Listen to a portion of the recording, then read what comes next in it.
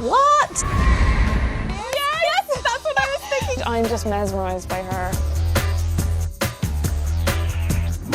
Hello and a very warm welcome back to Prime Video Club, where today we'll be talking about shows and films that tackle the trials and tribulations of growing up in a digital age. We'll be talking about Booksmart, Chemical Hearts and brand new show The Wilds, but I will not be navigating these waters alone. I have with me today YouTuber and podcaster Hannah Witton. Hello. Very welcome to the show, Hannah. Thanks for having me. Nice to see a familiar face here. I'm going to throw you straight in the deep end now, Hannah, and ask you for 3 reasons why you think it's hard to grow up with social media. The first thing that I remember finding really difficult to navigate was the politics of top friends on MySpace. It just was an exercise in diplomacy. Yeah, it was a lot. And that feeling when you went on a friend's page and saw you'd been bumped. Oof. Horrible. Oof. Horrible. And my second one is MSN and seeing your crush online and logging off and logging back on again so that they see the bloop. They would just see you log off and on Yeah, and you'd be like, oh, my internet keeps cutting out. Hello. I didn't think anyone noticed me. And then my third one is just how quickly things are changing and feeling like you're being left behind and like not on the right platforms or like using things in the right way.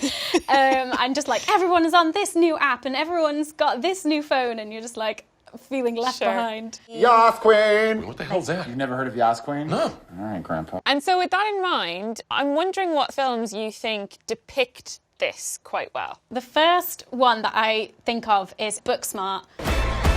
Tonight is your night. Yes.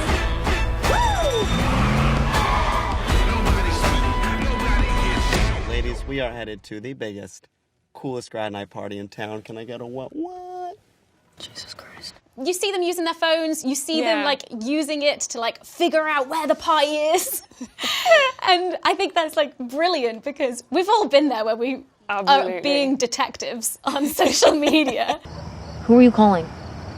Don't worry about it, Chica. There was a time when it was always like, oh, the high school bully is just a bit mean and a bit thick and isn't going anywhere in life, and the book nerd who gets bullied now is going to go very far. But then you get films like Booksmart that kind of turn that on its head and like actively address the complexities. We didn't party because we wanted to focus on school and get into good colleges. And it worked. But the irresponsible people who partied also got into those colleges.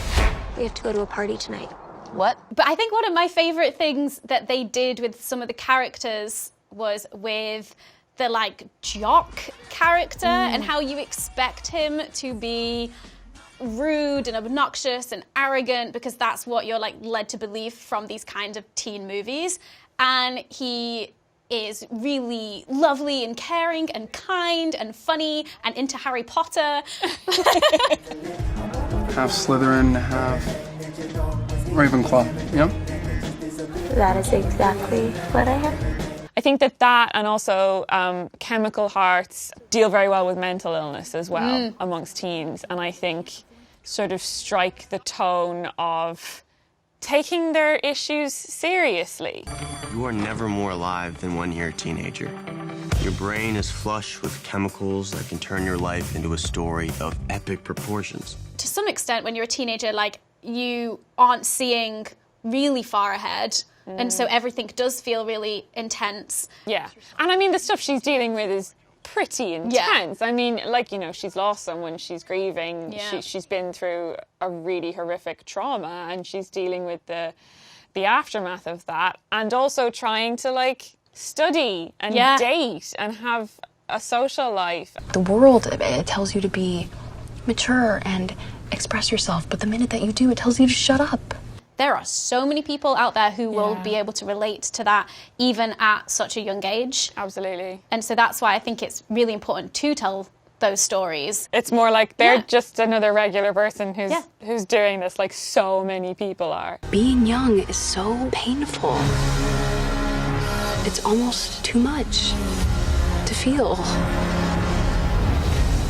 And now onto a show which is really making waves at the moment. Hey, she loves it. I personally felt like it was a mix between The Breakfast Club and Lost. It's also been compared to The Hunger Games and Booksmart. I am, of course, talking about brand new series, The Wilds. say what happened wasn't traumatic. But being a teenage girl, that was the real living hell. I love it. Hannah. Yes. 10-second synopsis. Go. Okay, a bunch of girls are on their way to a girls' empowerment retreat. The plane goes down. They are stranded on a desert island. It's about their lives and the struggles that they had before, and then also them bonding and surviving on this island. But are things as they seem? What? You went very Liz Lemon at the end, and I was here for it. It's funny. How well do you think it captures that sense of the teenage experience? I think it does it really well. And I think one of the things that I really like about it is that you get thrown into this first episode kind of thinking that this one girl is the protagonist. Mm-hmm. What have the others told you? Nothing as of yet. You're the first one we brought in. So then you don't know what I've been through, do you? And you're seeing everything through her eyes, and so you're also judging the other girls through her eyes. Yeah. And then the second episode, it's like, oh wait, no, this other girl is now the storyteller of this episode. Yes. And so it then challenges some of those preconceived notions that you got as a viewer. And I think that's just a great exercise in general. And a really good way of kind of like showing the real variety in teenage experiences. Mm-hmm. And there I was thinking that she was just casting some kind of shadow that I had to get out from under. But that wasn't the case. It was protection. She was throwing herself in front of the world for me. It's this really great balance between like the drama and the seriousness of the survival situation that they're in, but then also like these small little comic relief moments because you know in the face of extreme circumstances people still make jokes. But wait, there's more. And those kinds of like the arguments and the tension, like it's all there. You hear a phone, and instead of waking us up, you sit there and you contemplate what's real and what's not, so that by the time you get to the Rachel, phone, it was confusing. I'm not confused at all. You could have found it before it died, but you didn't, did you? No. Everyone has arrived there with a buddy for the most part. So there are a lot of very close friendships or even sisters already who have that kind of like shorthand with each other.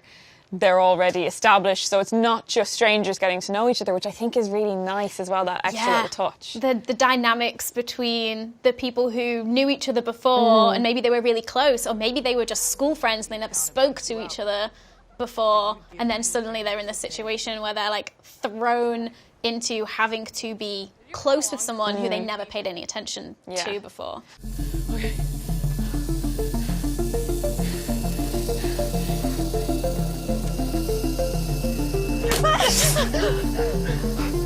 So in the pilot we get to know Leah, and she has a kind of a love interest, which, like everything else in this show, is complicated. Yeah, and so that's why I wanted to share this scene where Leah and her love interest, who is this author that she really loves, and he speaks at her school, and then she drives him home, and they're having some food and having a conversation. Yeah, there's a lot to unpack. There's a lot with going this. on. Okay, let's take a look. Yeah. But I feel like I should be asking you about your book. No. I have to write an essay on it, so I'd love your help. Like instantly there's an imbalance of power because Yeah. she's a fan of his book. And she's a student. And she's a writing student, an essay about his and he book. came to speak at her school. I loved it. I really did. But she's also like really able to keep her cool. Yeah. And she's mature and she's smart and eloquent. But I think if I was in her position, I would be consciously trying to come across that way. Interesting. It feels like it's like impossible to get honest feedback out of anybody. So I appreciate it. Thank you. Look at her, and look at her being bold, putting her phone number. Yeah. Can you even enter contacts into this thing, or is it just for selling drugs? Oh, you're being funny. Yeah, I don't Sorry, it was a joke.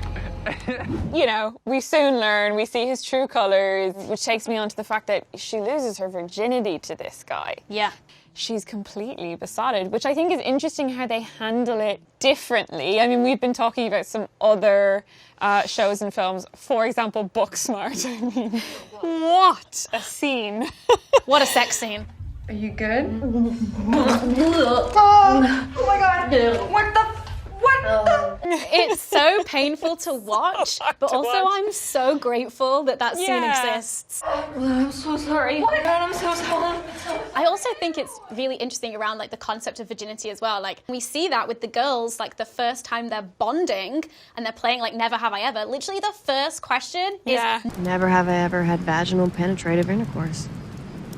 So that's why your boyfriend's a cheat? He's not a cheat. that is like the thing that is forefront in their minds. It's what they want to know about each other. It's how they then like define each other. It's really interesting, and I think if films like Superbad sort of nailed the male experience of that age, then I think stuff like Booksmart and The Wilds is like bang on in terms of where women are at that age. I think it's really interesting and really accurate. I mean, I'm not a freak. So the scene I want to share kind of brings up some of the topics we've discussed already about perfection and having to have it all and be great and do great all the time. It comes from the pilot episode where our protagonist is explaining to a trauma specialist what happened on the island, but more than that, what their lives were like before that and why they weren't so great. What was so great about the lives we left behind? She's so good as well. Yeah. Here's what I remember of all that. And then we cut into like all these different girls and the stuff they were going through. And something we've been talking about, like the need to be more on social media, comparing yourself. To be more. And then there was the brutal social scene, which some girls could just glide through, like they belonged everywhere. Oh, she's It's great. That was such a like Mean Girls Yes, scene. it was. It felt like an actual nod to There it. was this new feeling, this sick, ugly feeling of wanting to love and to be loved back, which never ends well. You feel that here. Down. She's so good, though. She's so good. I'm just mesmerised by her. All right, well, I truly could talk about The Wilds all day. We will continue to text about this today, I am sure. But for now, shall we give people 3 reasons why they should watch the show? Yes, so my first reason would be if you are into action, thriller, like twists and turns, definitely check it out. I would say, just as a bit of a film nerd, it's really well made. It's very well structured, very well made, and I am hooked for that reason. And I think the third reason would be that we don't normally see teenage girls depicted in this kind of like survival setting. But then it also is not just about the survival, it's about their experiences as teenage girls. Everything about the island feels off.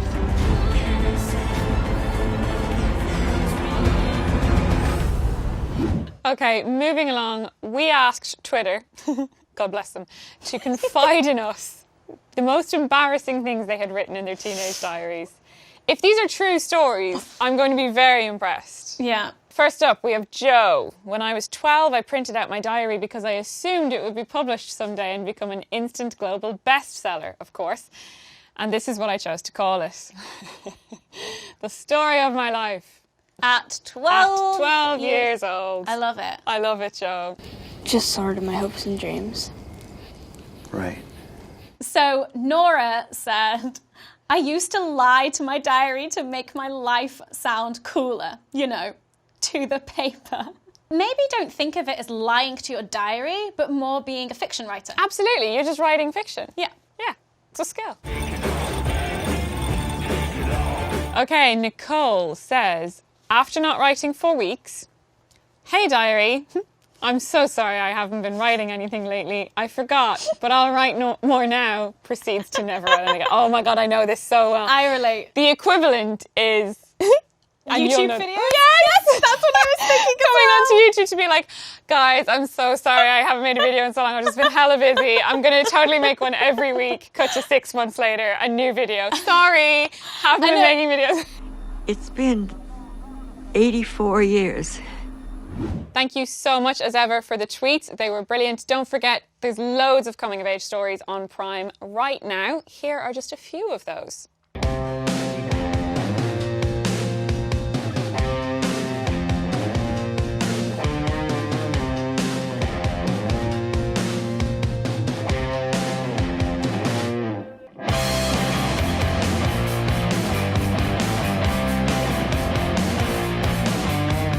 There they are. Thank you so much for watching, and thank you, Hannah, for joining me today. It's been so lovely to see your little face on my screen. This has been so fun, thank you. Lots of fun, lots of wisdom, lots of insight, as always. For those of you watching, if you enjoyed Hannah's wisdom and insight, don't forget to like, comment, subscribe for more. Get involved in the discussion, and we will see you next time on Prime Video Club.